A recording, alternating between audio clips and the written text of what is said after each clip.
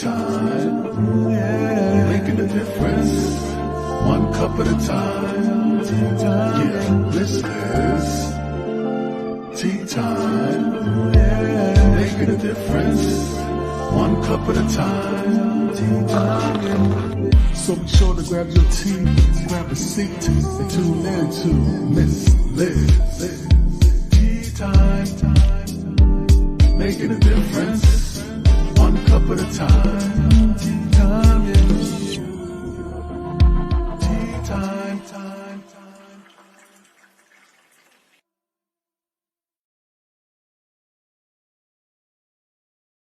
Well, welcome to Tea Time. Yes, we are running a little late. Miss Liz just has some glitches sometimes, and we fix them. So we're here, and everything is up and running. So that's just the way life works, right? When you're doing all these virtual things, you have to just balance yourself with all the technology. So tonight I have the incredible Marcie Macari in, and she's a motivational speaker, a resilient coach, a bounce, don't break. We're going to talk about that bounce, don't break. So get your tea, grab your coffee, grab a glass of wine, whatever you feel comfortable drinking. You do not have to drink tea on Tea Time with Miss Liz. And let's get the disclaimer going, and let's get a little bit of bio on Marcie, and then we're going to spill some tea into tapping into exceptional aptitude. That's right. We're going to be doing a lot of different stuff. We're going to be bringing on a good way of serving a good bouncy tea tonight. So let's get started. So disclaimer for Miss Liz's Tea Time live show. Miss Liz myself is going live using StreamYard. Before leaving a comment, please grant StreamYard permission to see your name at StreamYard.com. Please be advised that the content brought forward for any Tea Time show hosted by myself, Miss Liz, is always brought forward in good faith. However, may bring forth dialogue and opinions that are not representative of my platform. The facts and information are perceived to be accurate at the given time of airing. All Tea Time guests and audience participants are responsible for using their good judgment in taking any action that may relate to the discussion. The content brought forward may include discussions for some where they may be emotionally at risk. It is significant to know that this show is engaging in discussion forums only to offer and inspire awareness and connection and is not providing therapeutical advice. If you have any questions about the disclaimer or the panelist discussion, you may freely contact me, Miss Liz, through my email at bookingmissliz@gmail.com. Moving forward, should you choose to voluntarily participate in tonight's show in any aspect, I myself, Miss Liz, welcomes you. And should you decide that this show is not made for you at this time, I respect those wishes and will see you at a later show at a later date and time. And again, all Tea Time shows are done at 3 and 7 p.m. Eastern Standard Time every Thursday. If you see a Monday or Tuesday show, it's a rescheduled Tea Time or a surprise Tea Time that Miss Liz is throwing in to keep you on your toes. So a little bit now on my guests. Marcie Macari is a published author, culinary instructor, and registered orthomolecular health practitioner. I'm going to get her to say the word because I don't want to butcher it. She has been helping people heal themselves ever since and coaching people to harness their resilience to overcome the challenges they face, to bounce, not break. Marcie is the author of Sheepbirds, a modern woman guidebook for an ancient rite of passage, and has been published in several magazines, including the VIVA, Compleat Mother, and Island's Child. Her stories and writing have appeared in Bearing Witness by Dr. Lisa Doran and Lisa Carson, as well as in several blogs. She is currently a re-emerging speaker with over 10,000 stages performance to her name and hundreds of workshops, presentations, and speeches under her pre-digital arrow belt.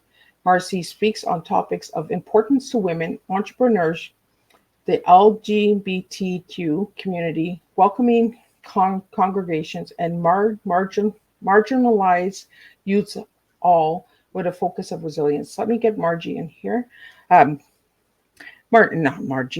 Macy in here. Marcie.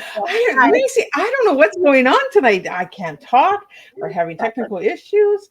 I think it was because I had a phone call come in. That's why I booted us off while we were going live. So I was just like, oh, okay. So, but I'm still going to send a report. But it's nice to have you here. Thanks, after so many months of talking. Yeah, exactly. Well, we've been talking to each other for a couple months back and forth. So Hmm. now I get to have you at my table and we get to share your story.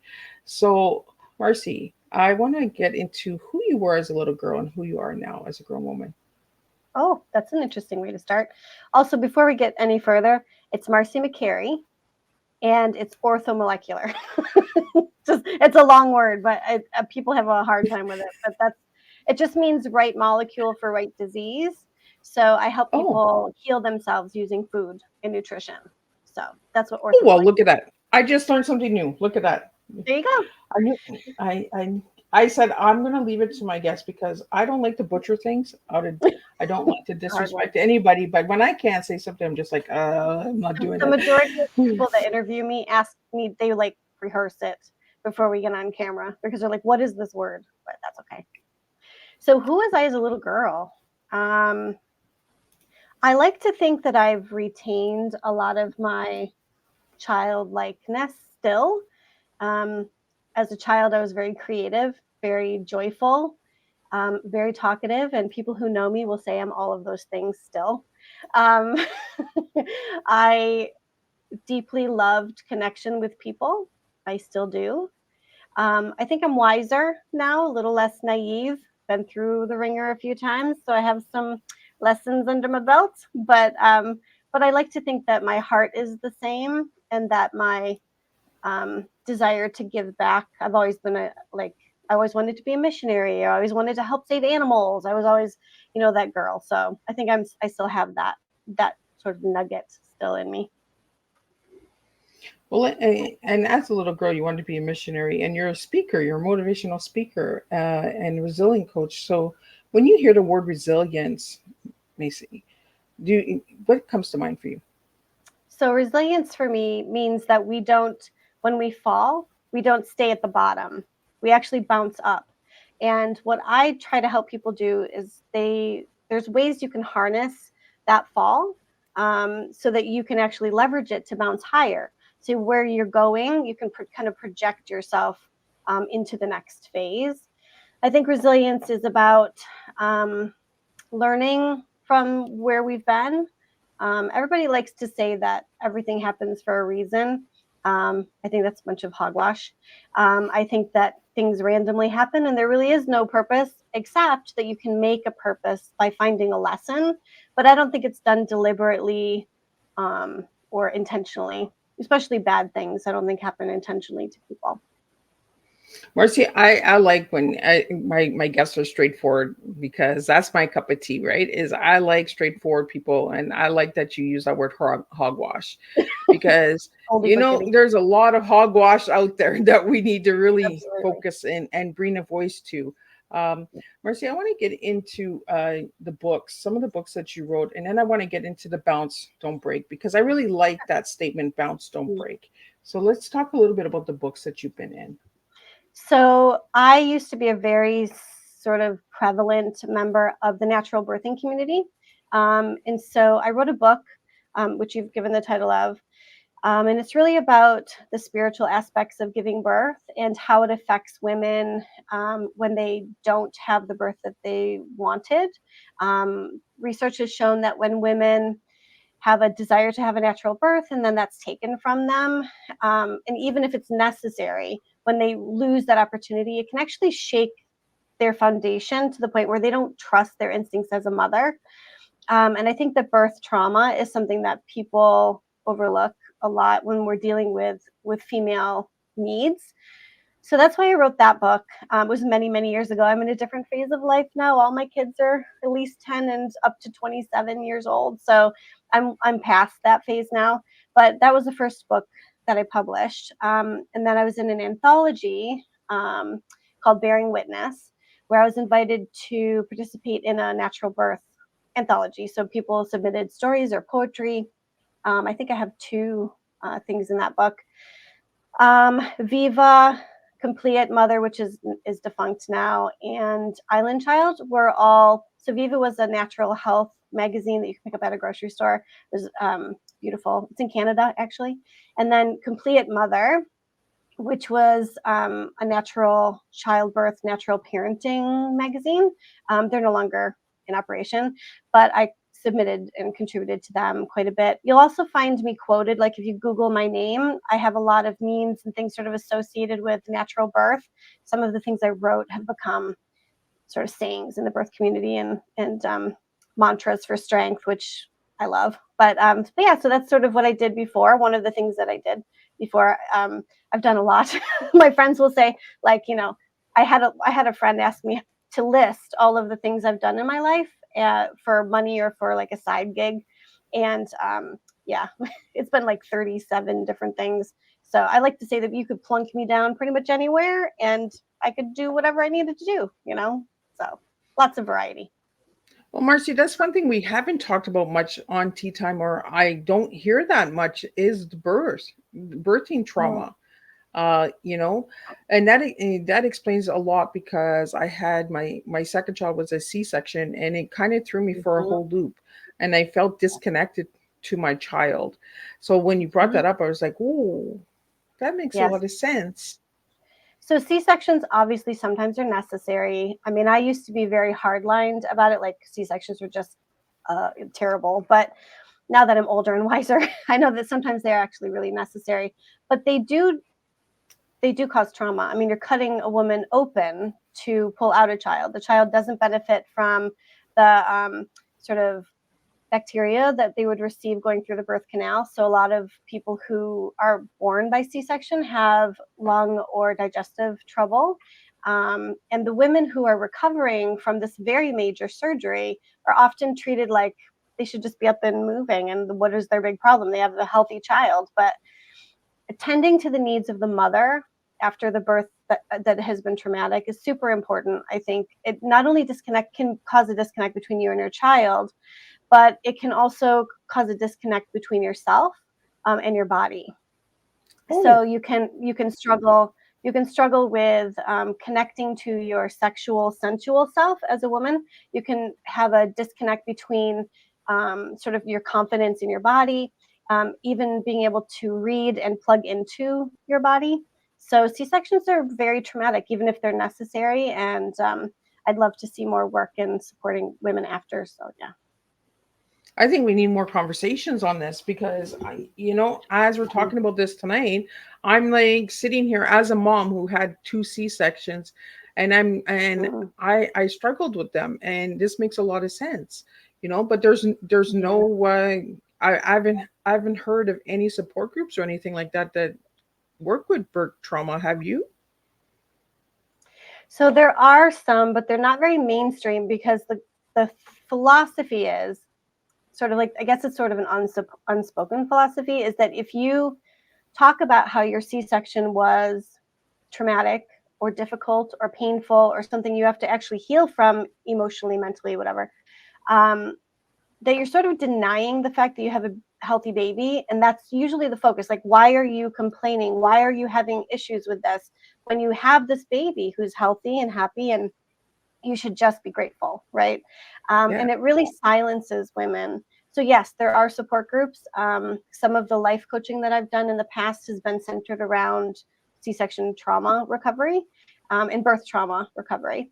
I never had a C-section. I had 4 children. I never had a C-section. I'm very grateful for that. However, with my first baby, she was born in South Africa, and I hope this isn't TMI for your show, but No, they no, we go deep, because we serve gave tea, and tea is deep. okay, awesome.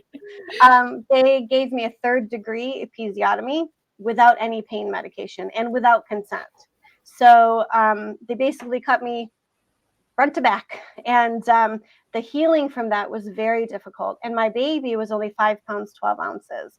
So there should have been zero reason for an episiotomy, but it was standard procedure in South Africa that every mother received this without any pain meds. So that was traumatic for me, and it took me a little while to recover from that. And so that's why I wrote the book, because I really felt I've always really held the concept of a rite of passage to be very significant in my life. And I feel like North America really misses out on that a lot. We don't Yeah. really have a lot of things that we do to celebrate moving into a new phase, to sort of challenge us and feel really proud of our accomplishment. And I think that we miss out on something from that. There's a lot of benefits to feeling accomplished in that way. So that's why your friends will randomly say, hey, I jumped out of an airplane. They didn't jump out of an airplane because they wanted to jump out of an airplane. They jumped out of an airplane because they wanted the sort of the adrenaline rush, and they wanted to be able to have bragging rights, right? We all need a bragging right. And so everybody needs a brag. we all do. And so I think that establishing rites of passage, you'll see like fire walking opportunities in North America now coming up. There's a lot of other things that people do to create rites of passage for themselves. And so that's why I wrote the book, that birth is really a rite of passage. And when that is usurped by medical intervention or necessity, the loss of that can be significant. So. Well, and we're going to be bouncing and not breaking. Don't break tonight. We're going to take it all first. So I want to just take it back a little bit, Marcie. I want to go back to South America. Were you born and raised in South America? Southern? No, South Africa. No, I actually went there as a missionary. And then I came out of the closet and I was dumped by the ministry in South Africa. And so I was actually there for a little longer than I anticipated. But it's a beautiful country. I love the people. But I was there for a little over 5 years. So yeah, I loved it. So I want to get into some of the comments that we're getting on Instagram. I can't get them into the studio, but I'm just going to read them out. We have Torzine, who was also a Teatime guest in season 1. He says, this is very educational. Thanks for sharing this important information. Then we have Exceptional Joy, Nancy Nance, who was also a Teatime guest. She's here and she's saying, thank you for sharing this important discussion. And Conquering Fear is fabulous. And in Torzine, what supportive measures can a partner provide to his woman during this period is a question for you. I'm assuming they mean post-birth would be my guess. Do you think that that's what they're referring to? So I think so. The most important thing, I think, for a woman who has just given birth is that the community around her honors her and the journey that she's taken, rather than just automatically focusing on the baby. Because while the baby is sort of inside the mom, everybody's focused sort of on the mom, right? It's like, oh, you glow, you're beautiful. Let me rub your feet, let me rub your shoulders. But as soon as the baby comes, the mom becomes invisible. And if she's dealing with birth trauma on top of that, it can be really difficult. I know that there's it's pretty new to me. I mean, it's probably been around for a while, but I know this thing about push presents is sort of a thing now, where after you give birth, your partner's supposed to give you a gift. And it's usually a significant gift. And I think it's poorly done, but I think it is a way, it's like a way our culture is trying to honor the mom. I think more helpful would be just like gathering around the mother and supporting her with meals she doesn't have to cook and laundry she doesn't have to do. And, looking at her, talking to her, how is she doing?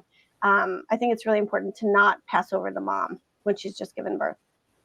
And I've never heard of this post present. I'm learning so much. I'm learning so much tonight. And my guests and listeners are so much as well. Again, the Instagram comments are coming in. I'm going to just flip from screen to screen. You won't even see me doing that, Marcie. Right. But I think that having past Teatime guests coming in and supporting a fellow Teatime guest, I really appreciate that. So I want to thank you guys for doing that. I want to get into the bounce, don't break, because I like that statement. But what does it mean, bounce, don't break? So when I was actually coming up with a name for my business, I actually started with the concept of you are not a vase, you are a ball. You are not porcelain, you are rubber. Like I was trying to come up with a concept that said, just because you fall doesn't mean you shatter, right? That's just the beginning of the next step, which is the bounce. So bounce don't break simply means that you fall, you hit bottom, but you don't stop there. That's just the jumping off point, the bouncing point, right? So that's how I came up with that. When I seen that statement, when you sent me your information, Marcie, mm-hmm. I thought of these little rubber balls, the little rubber balls we played with in the 80s, and we just bounced and they did boom, boom, boom, boom, boom, all over. Yeah. That's what I thought of when it said bounce, don't break, because you throw the ball doesn't break. It just bounces. Yeah, right? That's absolutely correct. So that's kind of like how life is, right? It can be. And I think that one of the things that I'm working to do is to help particularly women be able to harness that bounce and direct themselves somewhere. So it's not sort of chaotic and just going everywhere. So there are some tips and things that I give people in my coaching and in the speaking that I do that will help people to realize they're in a fall and then be able to harness it to go in the direction they would like to go rather than just hoping they land somewhere good, right? Well, especially when we hear the fall part, right? We always think when we fall, we're going to break. And it's like you Right. said, we don't need to break all the time. We can Right. fall and still get up. We don't have to Yeah. have that crack in us. You know, sometimes when you drop a cup or something or a plate, it doesn't break. Correct. And It also, depends on the fall, right? if you think of the ball when it hits the ground, have you ever watched a ball hit the ground in slow motion? So it kind of flattens out a little bit, and there's a pause, there's a quiet, there's a hush before the next phase, which is the jumping, the bouncing up, and the expanding again to be able to propel itself somewhere. And I think that sometimes when people fall, they land, and that hush, that quiet, they don't realize that there's more to come, and they get discouraged. They feel stuck, and they don't know what's next for them. And every situation is obviously different. Every set of circumstances is different. But that image is really strong because if you can remember that we are made to bounce, that hush before the bounce is actually a great period of time to prepare yourself and to get ready to propel yourself where you need to go. I like that. I like the hush. We all need a Mhm. hush. Preach it, preach it. We definitely do. So I'm going to take you another way. We're going to bounce tonight. I found that you made greeting cards as a single mom. Mhm. I And did. this afternoon we had Memory Graham on, who makes legacy books. And I just felt that you guys Um, connected. The universe that's put cool. you guys together, my guests together. So tell us a little bit about these greeting cards. Okay, so I did it twice in my life because I'm a writer by trade. That's really my biggest passion and love. And so when I was in South Africa, oop, I hit my mic. This is a new mic and I keep forgetting that it's attached to my clothes. I was in South Africa and obviously I was stranded and I needed to be able to provide for myself and my 14-month-old baby. So I hand painted with watercolor greeting cards and I would write original words on them, poems or sayings, and then I would sell them or trade them at the farmer's market. Um, the first time I went to the farmer's market was really beautiful because I had learned how to wrap my baby on my back with a towel, like the African ladies do. So I had wrapped her on my back and pinned it the way they do, and I had my greeting cards in my hand, and I went to the market, and there was like no place for me, but there was these beautiful like bright fabrics laid out. And then all these artisans with their carvings and their basket weavings and their jewelry, they're just sort of lined up in these beautiful headdresses and all the bright colors. And I kind of was looking around and I hear, come. And they like pat the ground, and they scooch their things over and they made space for me and my daughter. And it was just a really beautiful connection because I was made to be one of them, even though I was very much not, right? They welcomed me in and they made it a warm and safe place for me. So that was a beautiful experience. Then I moved back to Buffalo a few years later. I'm in New York, Buffalo, New York. And I started a company called Healing Art Design Works, where I took greeting cards, like watercolor colors that corresponded with the chakras. And then on the color wheel, an artist color wheel, I would take the opposite color for the chakra color. And I would paint with both of those colors in different patterns and kind of movement on the paper. And they were intended to be meditation cards to balance your chakra energy. So it was actually quite well liked, and it did very well for a while. And then I just moved on to something else. I'm a bit of a bumblebee. I flit. So yeah, so, so I You're the didn't stay bouncy there girl, long. right? I am, yeah, for sure. And for the listeners out there and the audience that's listening, and we're getting a couple more comments, so I just want to share them with you about Nancy Nance has said, Mama care is very important after birth. Love and support reduces postpartum. Postpartum syndromes can be reduced with support from family, friends, and supportive energy workers. And Yes. Torzine said, amazing. Wonderful. So we really don't talk about birthing trauma and postpartum depression and that as well. And womanhood. We don't really speak about womanhood. We Hmm. talk about being women, but we don't talk about the womanhood. Yes, or about our feminine, the divine feminine. So I feel our cultures really focus on equality, which I'm a feminist. I'm thoroughly all about equal, equal access, equal rights, all of that. Equal pay, for the love of God. Can women please get paid equally? But um, Right? but I don't know if that's ever going to happen, but yeah, we got to keep keep trying, trying. keep trying. But women are not men. Men are not women, and we have differences on purpose.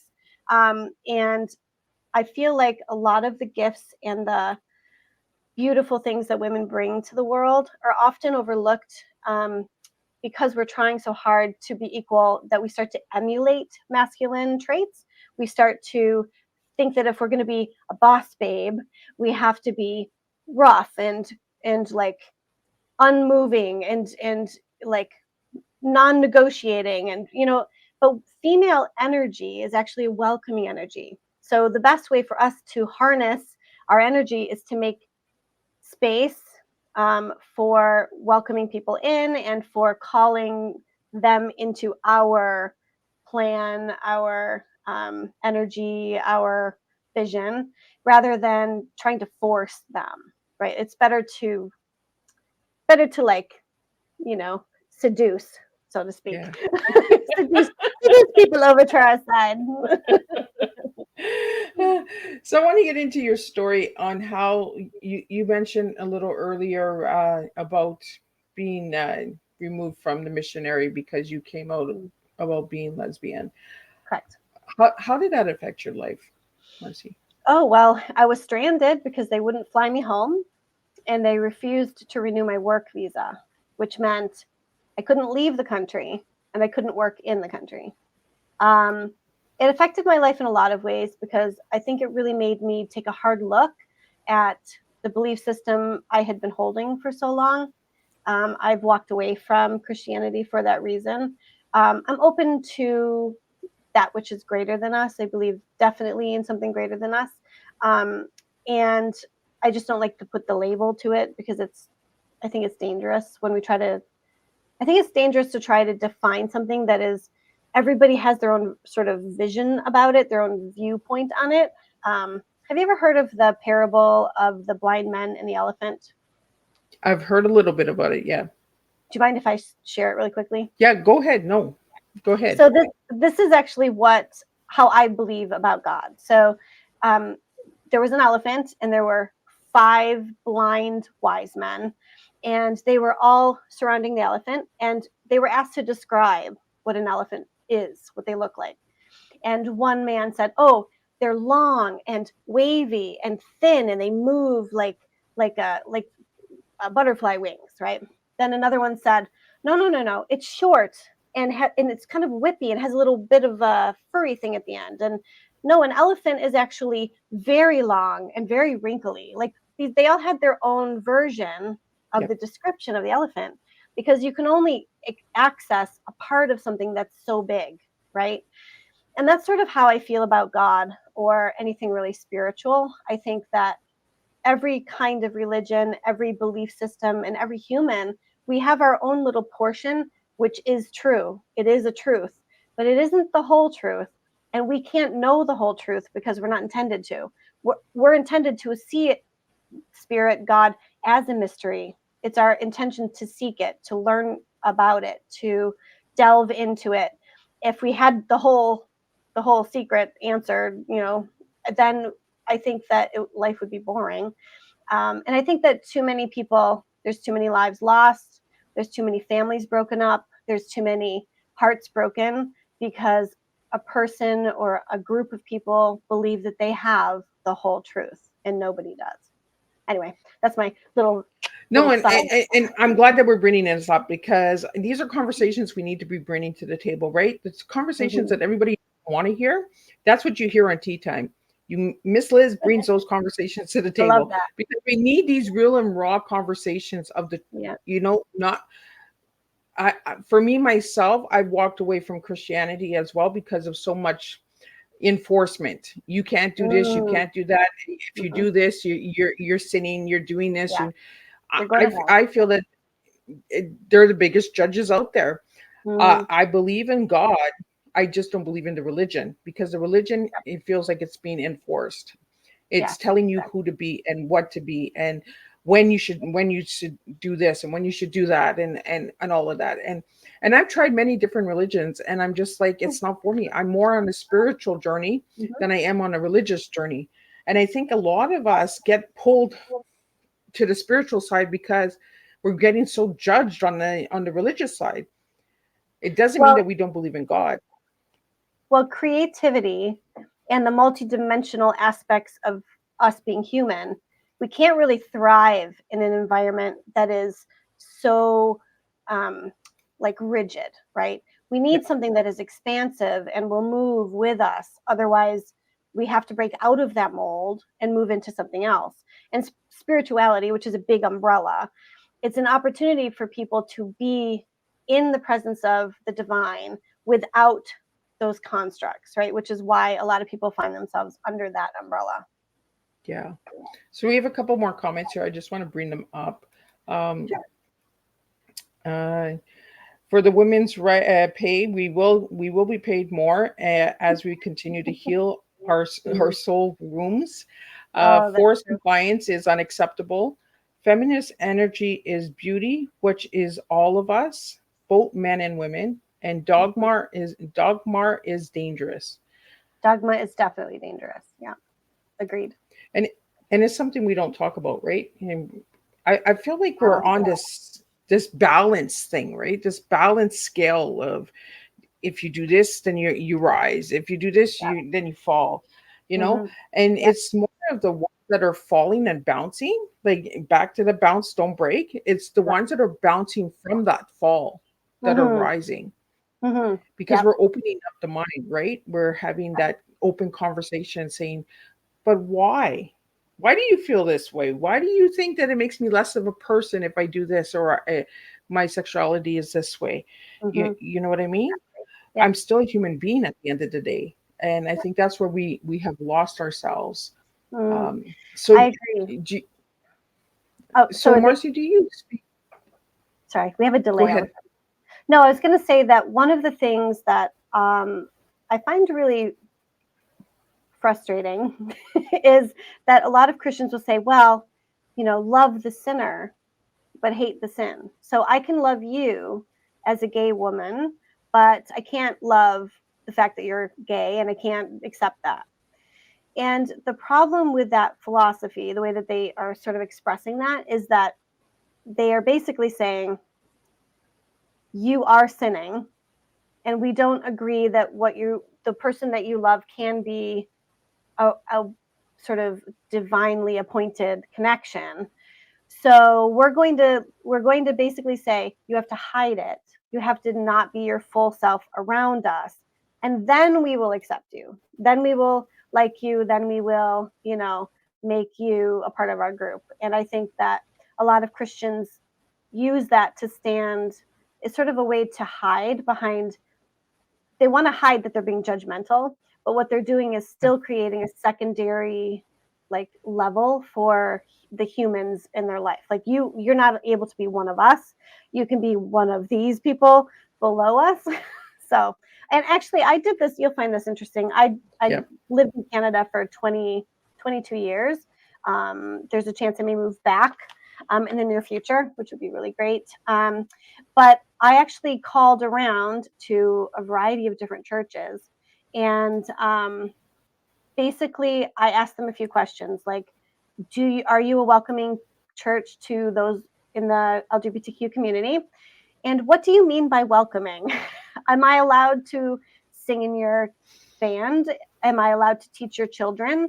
Am I allowed to teach, Sunday school, right? Like, so I found the majority of people, unless they were a congregation, unless they were a denomination that was specifically LGBTQ, like Unity and Unitarian Universalist are generally always LGBTQ friendly. And UCC a lot are too, but a lot of other denominations will say, yes, oh no, everybody's welcome, but you can't practice homosexuality. You either have to be celibate, or if you have a partner, then you're not allowed to participate in the life of the church. So it was a very interesting and eye-opening exercise for me. Yeah, really eye-opening as well. And we're bouncing all over tonight. And it just goes with bounce don't break. So let's get into the bounce don't break, because you just opened up a new group just before we went. It's a couple of days old, so let's talk about that a little bit, and let's get that group out there for anybody that's interested in joining it. Sure. So, sorry, I have a hair in my mouth. It's a Facebook group, and I forgot the entire title. I think it's Resilient Women Learning to Be Resilient or something like that. And but you can find it under Bounce Don't Break on Facebook. It's listed on the Bounce Don't Break page. It's brand new, like literally 2 days, so it has very few people, if any, and so it's new. But my intention for that group is that when you come to join, you have to enter your email, and I'll be giving everybody who joins a free little something, and then I'll be actually interacting with the people in my group, offering them discounts on courses that I'll be putting out, telling them where I'm speaking if they'd like to come. When my book is ready to publish, they'll be able to purchase, early copies, those kinds of perks and things. So it'll be a great group for people to join. So is this group open only to women, or is it open to It's only open to women, because that's the group that I'm focusing on. And men are great in their own way, but I really have a heart for helping women to be resilient. And so that's where my focus is. Well, and that's okay, right? We have groups for men, we have groups for women. Sometimes we don't need to be together. We need our own space in order to open up, and sometimes the mixing and matching kind of blocks people from opening up. Yes. And I'm going to go into your T now, tapping into our real selves. When we mix and match, sometimes we don't tap into our full potential. So I want to get into your T, because you gave me tapping into, and I think that's really cool, because I've never had the tapping into, and I like when my guests kind of throw. So let's talk about that tapping into for a bit. So I think it was tapping into extraordinary aptitude. Is that what I chose for my T? Yes. Okay. So so really it's about being able so knowing how to bounce, and then tapping into your ability to do that. So an aptitude is like your that you're good at it, right? So having extraordinary aptitude at being able to be resilient. So that's kind of where I was going with that. That was an interesting exercise to do that. It was tricky. Yeah, a lot of people, when they say, Miss Liz, what are you doing with this T? And I'm just like, I want you guys to express yourselves through words, because we all have a T. We all have it within us. And storytelling is very simple. We can use words to express our stories, and we can start a conversation with 3 little words and open up the door of wonders of understanding someone on why they do this and the purpose behind everything. And you talk about a lot of the chakra and womanhood and birthing and that. So I want to dig a little deeper into that, because I want to tap into that a little more, because I don't have conversations. I don't have this woman to woman conversation. Yes, we have males that are watching right now that are going to probably pick up a bit of tools and tips to understand us a little bit. So I want to get into that, tapping into our real womanhood with you, Marcie. Okay. Where do you want me to go with that? I want you to dig deep, and I want to come from you because you're the one that has all the birthing experience and all of that, and I'm learning from you tonight. You're teaching me tonight. So again, the birthing community work that I did was more than 20 years ago. So it's not really a part of what I'm doing currently, but I do sort of retain the belief about women's strength, feminine energy being necessary to the healing of the world. I believe that women have a divine purpose, and that a lot of, especially the younger generations, have lost sight of the beauty and the strength that can be found in femininity. I feel like there's a lot of women who are lost right now because feminism has done us a bit of a disservice in some ways, in that, you know, we have been told that to be feminine means that we have to look a certain way or behave a certain way, and that those who don't fit into that box are therefore not female or not feminine. And in the LGBTQ community, you'll see a wide range of feminine energy expressed. Some are, you know, a balance between masculine and feminine, but they're still women. Some are very feminine. You know, I consider myself a high femme, which means I'm the girliest of girls, and I love that. I used to be more tomboyish when I was younger, but I feel really comfortable where I am now. And I think that some of the things that are happening to women, the increase in deaths by male partners, the like sexual assault increases, the domestic violence increases. I think it's a warning to women that we need to come together, and this is the time to be forming, you know, our own spaces. It's a time to be electing officials that will vote the way we need them to vote. You know, our rights are being chipped away.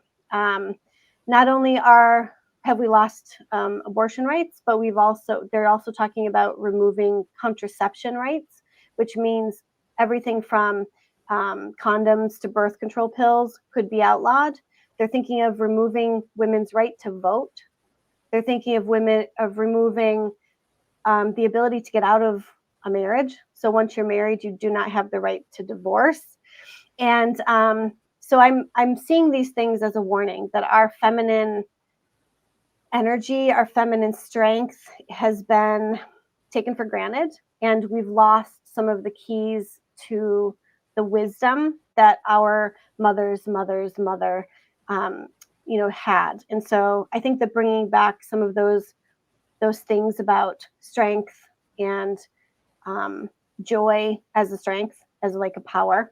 And also, one of the things that I teach is, especially women tend to be very multifaceted. So, you know, I may do one thing today, but I can do 5 other things because women are so good at having, right? All women, we're all good at having multiple irons in the fire, multiple interests, multiple talents. And I feel like, you know, it's really important to say, like, when you reach an end to something, you can reinvent yourself. It's never too late to start over. It's never too late to be a different version of yourself, and it doesn't make you flaky or unable to commit. You know, it just means that you're embracing all that you are. And I think that's something that women have lost sight of. We become very multidimensional. You're either a career woman or you're a full-time mother, and neither is acceptable to any group. Everybody's always like, you can't do that because of this reason, or you can't be that because of this reason. And I think that the power to choose in all areas of our life, we'll lose that if we don't start exercising it more, you know, in a bigger way. So. Yeah, and actually use the wisdom. You know, Mm-hmm. I feel like we have a lot of voice out there, but we don't have a lot of change. Correct. Yeah. We have, you know, we have a lot of shouting going on, but we don't have a lot of walking going on. You know what I mean? Like, there's a lot of Mm-hmm. people speaking on change and empowerment and stuff like that, but we're not Mm-hmm. actually moving forward with change because we've lost the wisdom. We've lost what our ancestors have shown us because Mm, it's so noisy inside, right? it is. You're in this box, you're in that box, you're in that box, we're being put into all these different boxes that we're losing the wisdom of who we are as a woman. Hmm. Yeah. Finding a community of women and participating with them in a way that is vulnerable and honest, where we share the not so great parts of ourselves, so that the other women can identify with them and we can be stronger for it, is something I think we need more of. And that's part of what I'll be doing in my group is really honest check-ins with the people who are a member of my group so that we can all support one another in a very real and vulnerable way. And one thing I want to ask you, Marcie, there's so many groups out there. There's so many womanhood groups out there, right? Mm-hmm. How about we all like start to work together? And I find that there's so much division, there's so much confusion because my group is this, my group is that, and my group is, you know what I mean? Instead of Yeah. supporting a sisterhood, we're losing that as well. So Yeah. and I love the word resilience because there's so many resilient women out there that don't even know that they're full of resilience Correct. Yeah, for sure. because they've lost their way. They've lost the wisdom of understanding themselves as a woman because of Mm-hmm. society and programming and taking our choices away as a woman, you know? Yeah. So how do you feel about that? Hmm. Um, I think that resilience is built into every human, male and female. But I think that the way that women are resilient is different from the way that men are resilient. And while I don't have a desire to be sort of divisive with other groups of women, I think that having a focus and a goal, um, and having women in your group who are also focused on that same goal is a very powerful tool. And sometimes, there are a lot of groups that I'm not really interested in. Like they're either too shallow or their agenda is not something I want to sign up for. And so I think having different groups is important because we're all very different people and Yep. there's so many people in the world, right? Um, but yeah, I would love to see a place where everybody, regardless of their religious beliefs, their sexual orientation or beliefs about it, their, financial status, um, their skin color, everybody can just sort of, all the women can come together and work for the higher good. But the chance of that happening is very slim until we can start to speak each other's language and put those things aside. And until that's possible, I think that having goals that will build a community of women and strengthen them, even if they're separate from the other groups, is important. You got to start somewhere. Right? It's coming together. It's like you said, we need to come together. You Yes. know, there's so many boxes out there. We got to just take the boxes out, and we just got to learn to come together. Yes. You know, our ancestors, are the women before us, our great grandmothers and our great great grandmothers and Mm, great grandmothers. They had that sisterhood. yeah. You know, uh, and I think Yeah. it had a lot to do with food. Oh, that's funny. Yeah, food is something that I do a lot of, and I've experienced some really interesting moments with food in different cultures. Um, but food is a part of it. Ceremony, ritual is another part of it. Women in a lot of cultures have been the holders of the connection to God because we are the ones who create life. I don't know if you ever heard that phrase. There's a phrase I love. I can't remember who said it. I wish I'm going to have to Google it. But they say, women bleed, but they do not die. And Oh, that's really, it's a sentence that's always really stuck with me. I mean, we understand scientifically why we're bleeding, but I do think it's very interesting that women are the, like, we give off blood every month, and it doesn't weaken us and it doesn't make us die. And I think that's kind of a really interesting concept. We really are resilient even month to month, and I think that sort of is proof that we're designed to be resilient in a different way than men are. I'm kind of glad that you went in that door and opened that door up because menstrual cycle for a woman it's strength. You know, It is. we lose Yep. this blood, you know, uh, Hmm. but society has put the stigma on menstrual, especially in Oh, some cultures. It is looked down on, of course. uh, so what message do you have for the women out there that are going through those experiences where, they're told they're less of a woman because they're bleeding or Well, I mean, that's just ridiculous.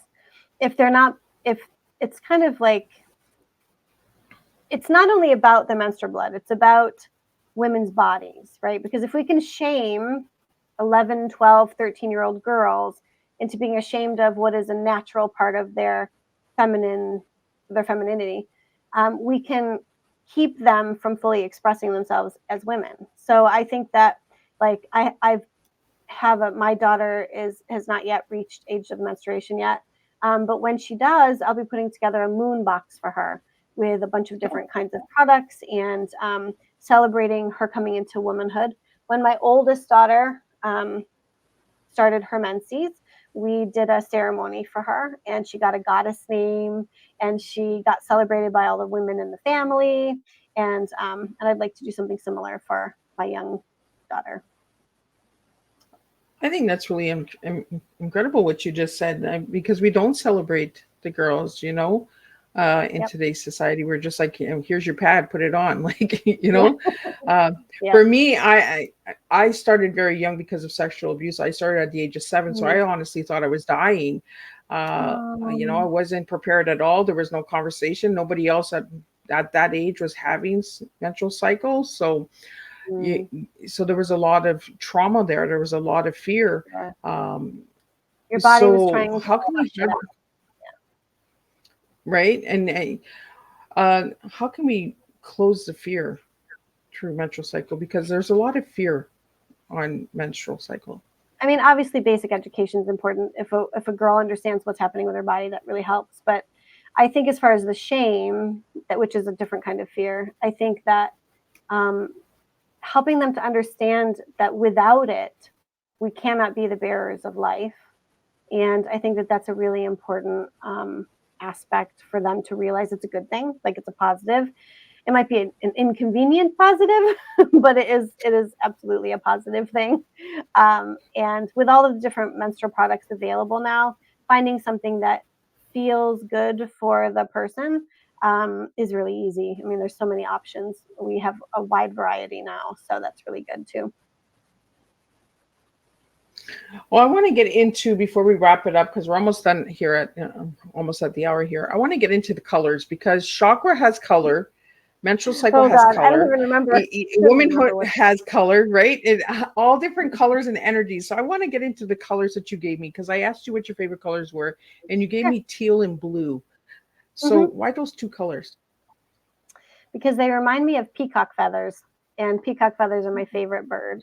So um, I love the way that a peacock can seem so demure, and then all of a sudden they have this beautiful plumage, right? Like, I think that it just reminds me that nature is full of wonder and beauty, and I don't know, I just have always loved peacocks. And I think too, those colors speak to like water, they speak to sky, like they just feel like nature to me, those colors. I don't know, they always have. They've been my favorite colors for since I was probably 6. Like I just always loved them. I wear them a lot. I do a lot of decorating with them in my house. Yeah, I feel really good with them. Well, and I see a blue in the back here. I see a blue Yeah, curtain. So my curtain. Yeah, exactly. so what message would you have for all the ladies out there tonight? I think that we've bounced around a lot, as you said, but I think that if I was going to just sort of bring it back to where I am today and the work that I'm doing today, I would say that um, as we all have different challenges, whether it's health or relationship or finances or employment. Um, we can choose to let those things keep us from moving forward, or we can choose to harness the difficulties and learn to bounce higher. I would encourage women to connect with me if they're looking for tips on how to be resilient, and to really trust that those things are innately a part of who we are as women. And my job is to really help you tap into it, because it's been there all along, and that it's never too late to start over. Well, I really, really appreciate this conversation. And we did bounce around, Really and did. bounce don't break. I think it was a perfect night to do it, right? Because we had that bounce don't break, and we threw a lot of bouncy balls out there with a lot of education out there and a lot of information out there, you know. Yeah. And I think that sometimes we need that education, we need that open conversation, and we need to dig a little deeper. We need to tap into ourselves. Mm-hmm. So, I have a question here from a viewer, and they want to know what your favorite chakra color is. My favorite chakra color.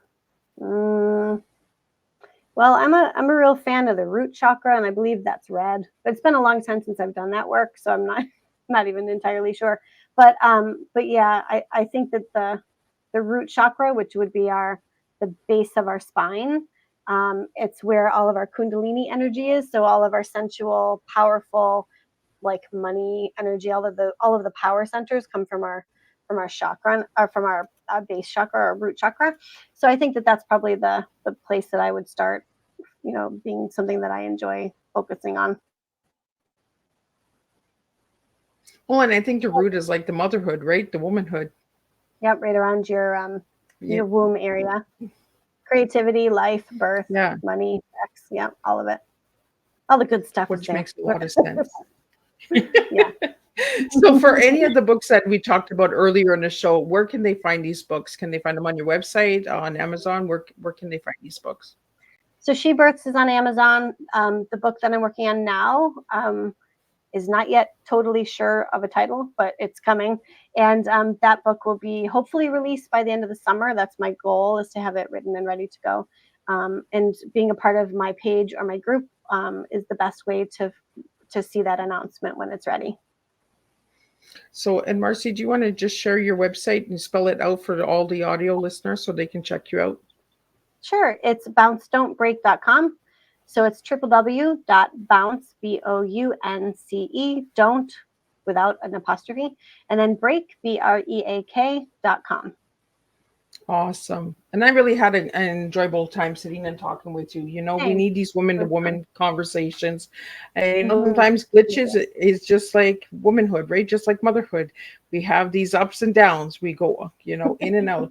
So I really want to just thank you. I think the good old universe is just playing and seeing how far we would really take the tea time and go deep in that. So I really want to just thank you. And before we wrap up, I just want to quickly talk about food just before we wrap up. So you work with food, right? And you said the ceremonies and food. So what ceremonies and food can we bring into our lives to tap into our womanhood a little bit more? So, no, I think our lines got a little bit crossed. So, I'm an orthomolecular health practitioner. So, I help people heal themselves using nutrition and like supplements and food, basically. But as far as food, like I actually teach people with developmental disabilities how to cook. And I used to be a personal chef, and I owned a bakery that was gluten-free, sugar-free for a really long time. And so I've always been in food, but I was just speaking about experiences I've had in South Africa in different like cultural settings. The food experiences were very different than North America. So that's a lot of different stories, but we'll have to do that another time. Yeah. And that's what I mean. Like I wanted to end up on that conversation because I do want to bring you back because I want to talk about more on womanhood and food and that. This is a conversation I think that needs to be more at the table. We have a lot of Yeah. people that are engaging in the conversation tonight and they're asking for more. So that's why I pushed that last question out there. But if you'd like to know more about Marcie, check out www.don'tbreak.com. If you'd like to see Marcie's Tea Time, you go to Miss Liz's website at www.misslizsteatime.com. And we'll be back here next Thursday, same time, same place, serving 2 teas. But before Thursday comes, on the 22nd, we're going to have a returning guest that's coming back. He has a new book coming out. So Markland J. Johnson will be joining us, and he'll be sharing about his book as well. So we'll be talking about racism and all of that stuff. So Miss Liz touches on those hard topics that need to be touched on. So until then, I want to wish everybody a good weekend. Stay safe and have conversations like these, because I think they're deeply important to have them. You don't need a tea time to talk about them. Let's just pour the tea wherever we are, and let's have some good old woman conversations going on. So again, I'll see everybody on the 22nd, and then on the 24th, I believe it is, or 25th for the last 2. And we'll be talking about Parkinson's on the 25th, and we're going to be talking about the IGNA series, where we have Charles and Roxy joining us back for the second time. So lots of persons, so join Miss Liz for all of those on Thursday.